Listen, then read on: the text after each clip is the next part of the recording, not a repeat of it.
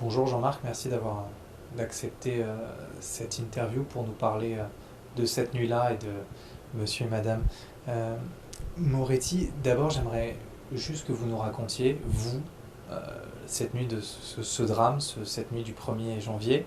Vous étiez là. Est-ce que vous pouvez nous raconter ce que vous avez fait? Bonjour. Ouais, cette nuit, j'étais présent dans l'établissement. J'étais sur la terrasse à l'entrée.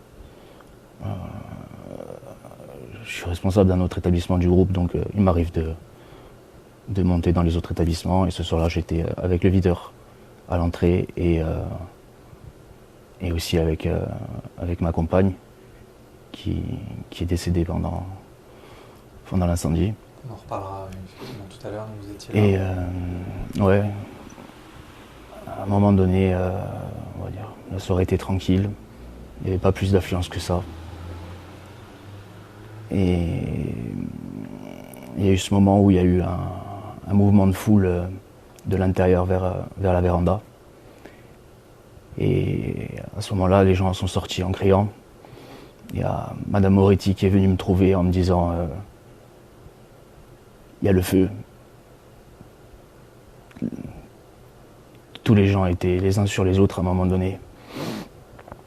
Elle était pas loin de moi, elle m'a dit j'appelle les pompiers. Et au niveau de la porte entre l'intérieur et la véranda, les gens étaient les uns sur les autres, ils n'arrivent plus à sortir. Il y a eu des personnes avec moi qui ont essayé de les tirer. Et à un moment donné, il y avait beaucoup trop de fumée, beaucoup trop de... Tu pouvais plus respirer, c'était pas possible. On a pris la décision de s'écarter, de sortir de la véranda. Et c'est là où ça s'est enflammé.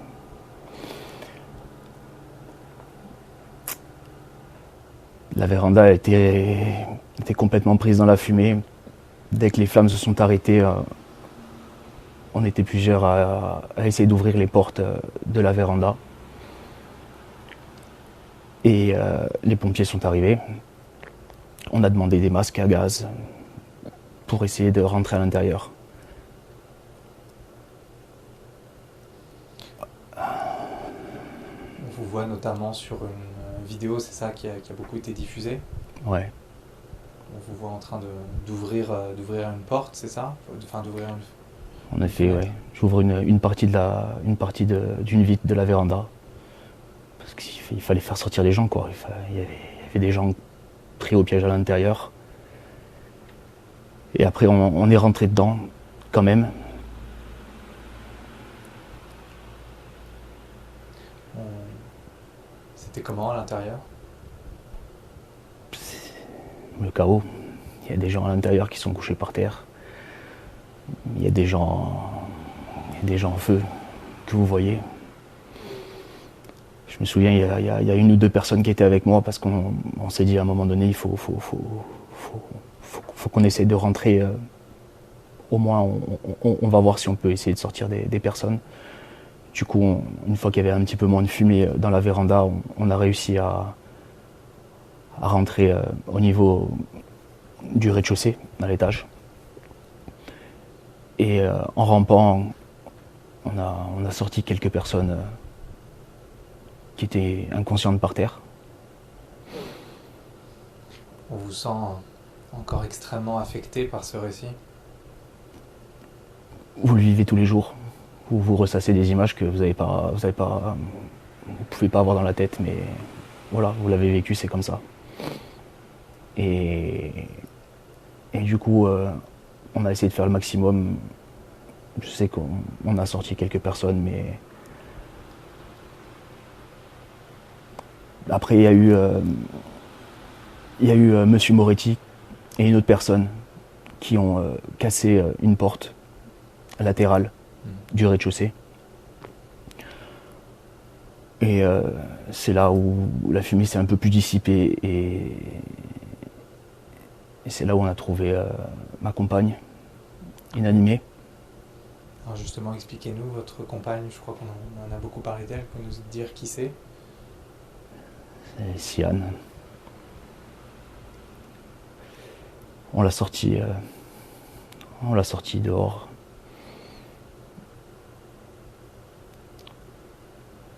plusieurs personnes qui étaient là avec nous. On a essayé de faire le maximum. Avec M. Moretti et un autre, on l'a transporté dans un bar plus loin pour trouver un endroit plus adéquat pour prodiguer les premiers soins. Et ça faisait combien de temps que vous étiez avec Sian? Vous la connaissiez depuis combien de temps? Elle était comment? C'était une fille extraordinaire, c'était la joie de vivre, ça faisait quelques années qu'elle travaillait pour monsieur et madame Moretti. Et elle est revenue faire une saison, encore. Et ça faisait quelques temps qu'on était devenus beaucoup plus proches.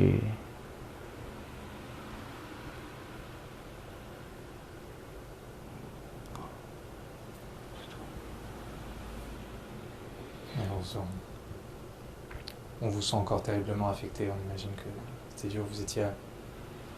Vous étiez avec elle depuis quoi? Depuis quelques mois? Ouais. C'est dur de parler d'elle.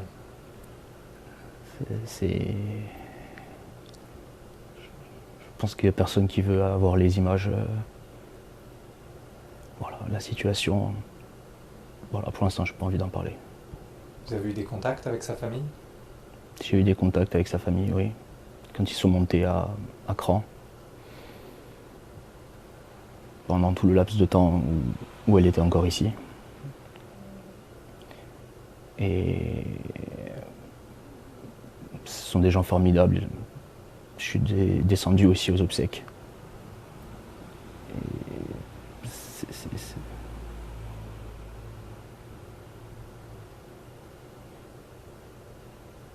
Ce sont des gens, voilà,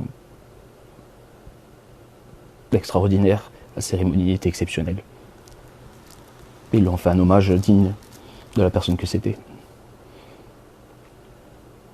C'était quoi? C'était qui comme personne? C'était une personne solaire, c'était une personne qui voulait toujours faire rire, c'était une personne...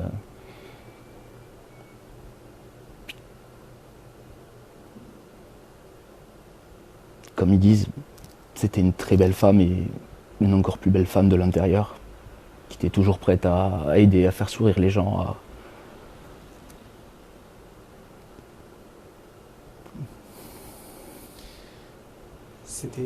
Quelle est la nature de votre lien avec monsieur et madame Moretti? Vous les connaissez depuis combien de temps? Quel lien vous avez?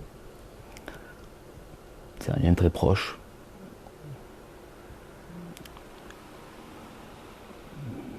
C'est toujours été des gens, dont monsieur Moretti, que j'estime énormément,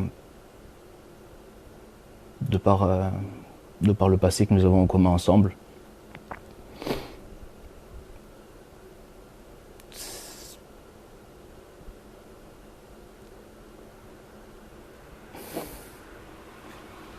C'est dur aussi de parler d'eux? C'est pas évident de parler d'eux parce que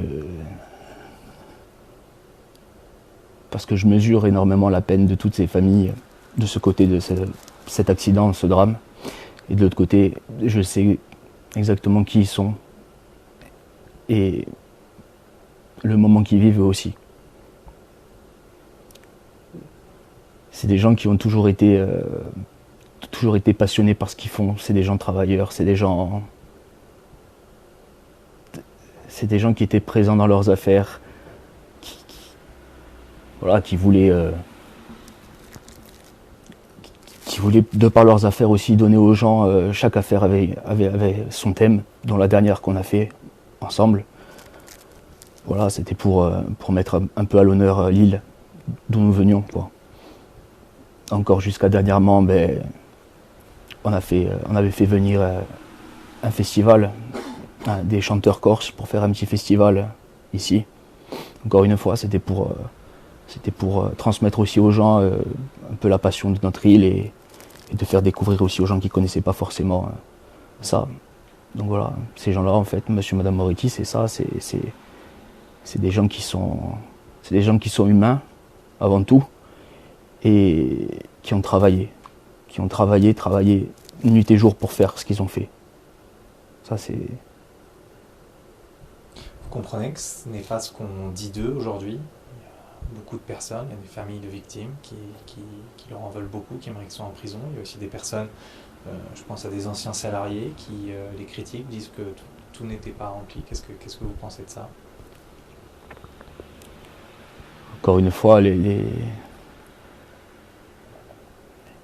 familles des victimes, on peut tout entendre. Ce sont des gens qui ont perdu ou qui ont leurs enfants dans une situation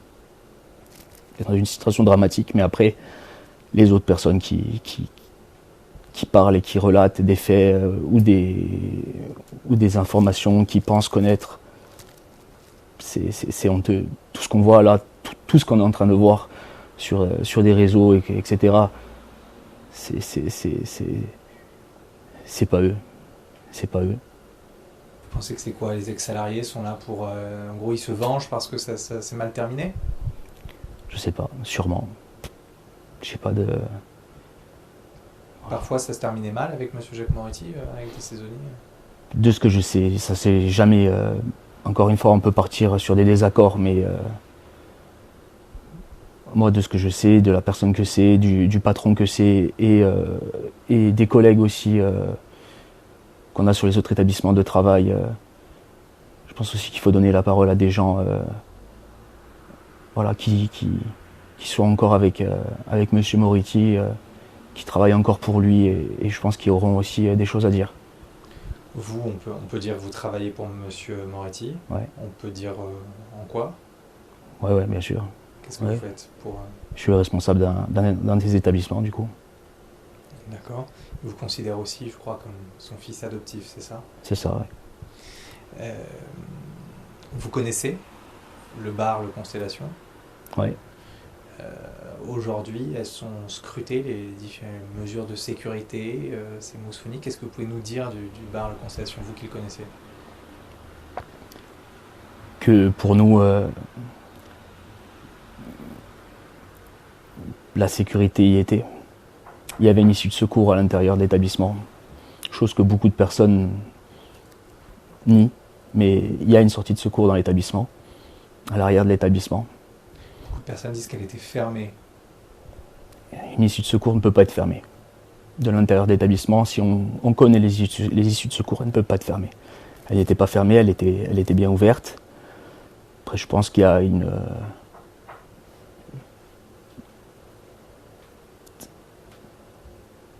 Pareil sur les propos des extincteurs.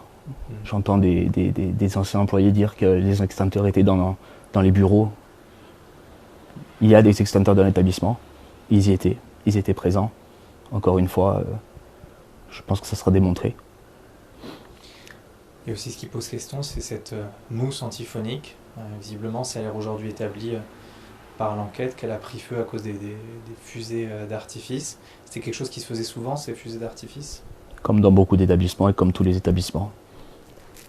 C'était du spectacle pour des bouteilles, pour des gens qui avaient pris... voilà. Et ça ne vous avait jamais inquiété? Ça avait inquiété quelqu'un dans l'entourage des Moretti, cette mousse antiphonique qui pourrait prendre feu? De mon avis, moi-même, non. Parce que malgré tout, je l'ai déjà vu utilisé dans plein d'établissements sans inquiétude de par le plafond. Pour ma part, après, je ne travaillais pas dans l'établissement.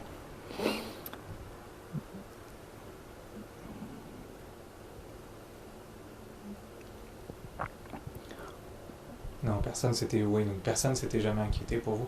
On sait que notamment nos confrères de la RTS Suisse avaient dévoilé une vidéo de Nouvel An 2019-2020 où on voit ils disent que c'est un barman qui dit attention à la mousse avec les étincelles, etc.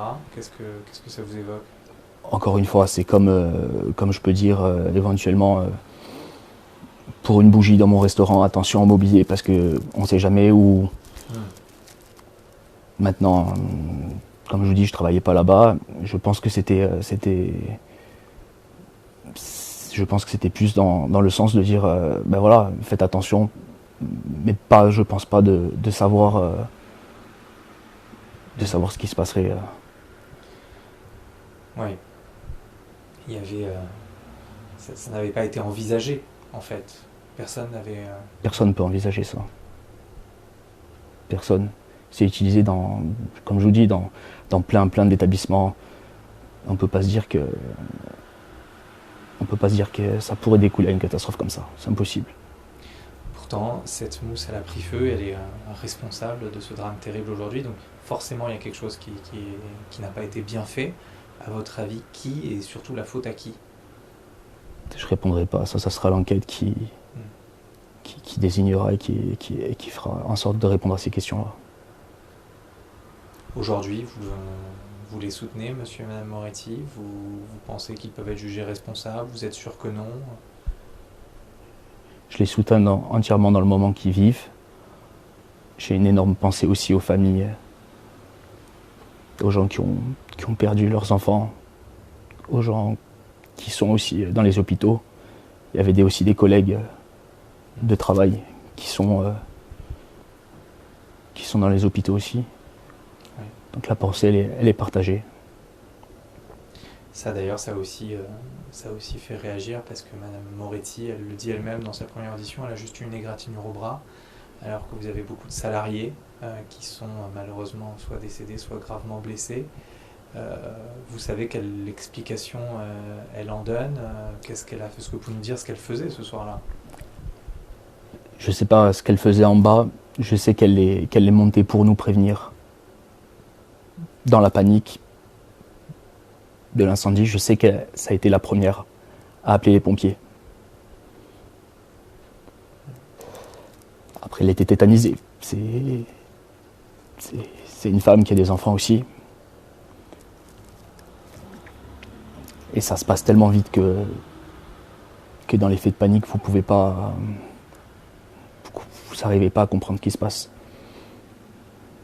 Nous, le seul mot qu'on avait pour nous, c'était d'essayer de sortir des gens. Et je dis nous, il y avait insécurité en bas et insécurité au-dessus avec moi. Et je sais qu'ils ont fait leur job. L'un d'eux est décédé d'ailleurs, je crois. Ouais. Il y a même des gens qui vont jusqu'à dire que des vidéosurveillances montreraient madame Moretti en train de partir avec la caisse en courant. Est-ce que c'est vrai et comment ça vous fait réagir?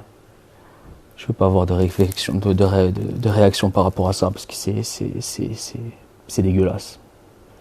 Madame Moretti, elle était présente, elle est restée sur les lieux. Elle est restée sur les lieux, impuissante par rapport à ce qui se passe. Vous ne pouvez pas... Une fois que c'est parti, c'est parti. C'est pas possible. Et là, quand tu entends prendre des caisses, prendre la fuite, encore une fois, telle enquête montrera que elle est restée devant, c'est elle qui a appelé les pompiers, c'est elle qui est montée nous demander de l'aide.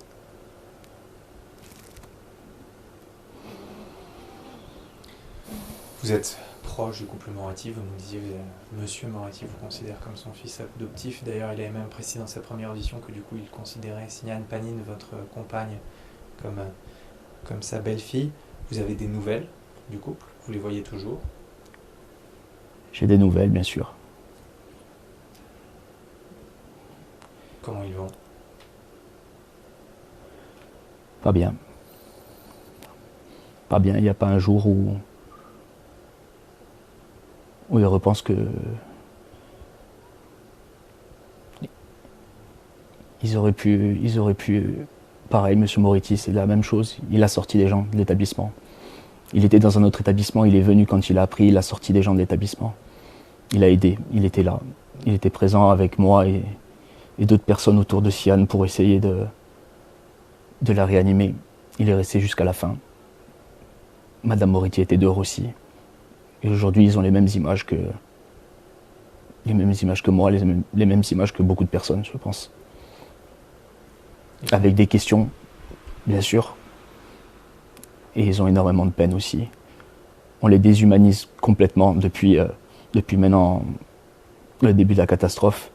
Ce sont des humains qui ont de la peine et qui ont du respect pour les victimes.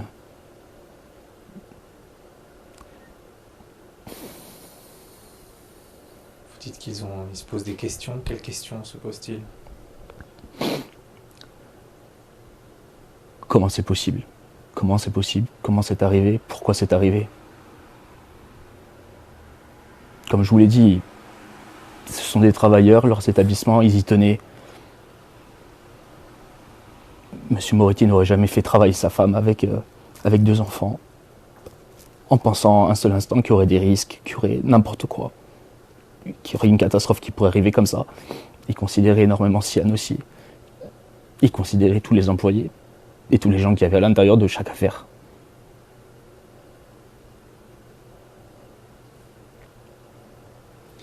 Est-ce qu'ils se sentent responsables? Est-ce qu'ils comprennent qu'on les accuse? La responsabilité, vous êtes des gérants d'affaires, bien évidemment que vous pouvez avoir ce sentiment de responsabilité. Sinon, c'est que vous êtes inconscient.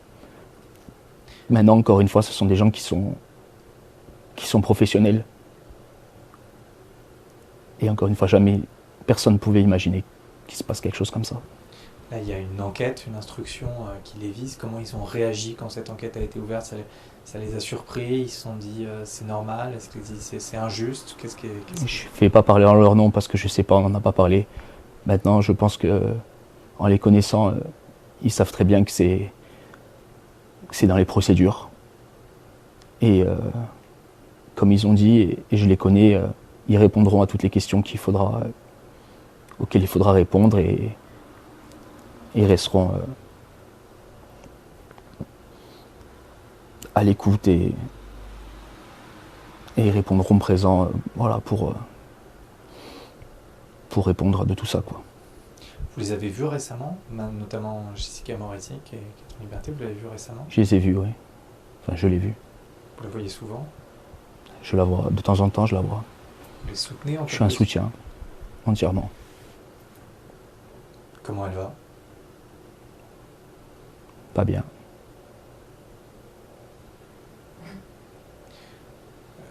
Monsieur Jacques Moretti était donc retenu depuis vendredi en détention par la justice dans l'attente que le tribunal des mesures de contrainte se prononce. Le tribunal vient de se prononcer. Il ordonne certes la détention provisoire, mais il dit que si monsieur Moretti apporte des garanties, des mesures de substitution, notamment une caution, il pourra le libérer. Comment vous accueillez cette nouvelle? J'ai pas envie de commenter. J'ai pas envie de commenter la question. D'accord. Je peux vous demander pourquoi? D'un avis personnel, c'est bien évidemment. Encore une fois, je pense qu'on est on suit la loi suisse. Je pense. Après, je sais très bien que l'opinion publique derrière comprendront pas ces décisions-là, quoi. Qu'espérez-vous pour la suite? Ce que j'aurais espéré, c'est qu'il n'y ait rien qui arrive, ne pas voir les images qu'on a dans la tête. Que ces familles-là arrivent à faire leur deuil. Je sais très bien qu'il n'y a personne qui va oublier, personne ne doit oublier de toute façon. J'espère que les gens qui sont dans les hôpitaux aujourd'hui arriveront à s'en sortir. Merci Jean-Marc d'avoir accepté cette interview et merci de nous avoir donné votre vision de monsieur et madame Moretti. Merci à vous.